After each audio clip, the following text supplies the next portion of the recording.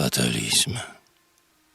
En ce monde où tout est fatal et nécessaire, l'homme qui vit les yeux attachés à la terre se complaît dans le rêve et la crédulité, et pendant quelques jours croit à la liberté.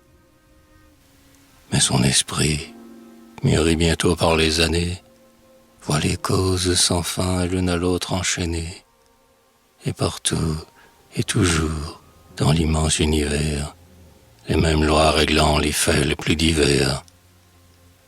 Son rêve se dissipe, il voit sa destinée, sans lui par une main invisible menée, vers un but qu'il pressent, mais qu'il ne connaît pas. Il sait bien qu'il n'est pas le maître de ses pas, qu'une force en dehors de lui-même placée dirige tout, ses yeux, son geste, sa pensée, l'entraîne vers le bien, le pousse vers le mal, qu'il diffère bien un peu du plus vil animal, qu'il ne mérite pas l'éloge ni le blâme, et qu'enfin il n'est point le maître de son âme.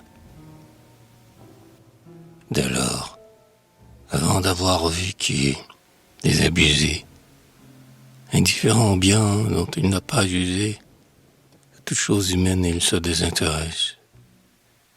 Il vit sans passion, sans amis, sans maîtresse. Pour lui le monde est fait de mobiles décors, où pendant quelques jours il promène son corps. Sa gaieté, s'il sourit parfois, n'est qu'apparente. Son âme à tout plaisir demeure indifférente, et, voyant tout le mal qu'on fait sans s'étonner, il vit pour se soumettre et pour s'abandonner.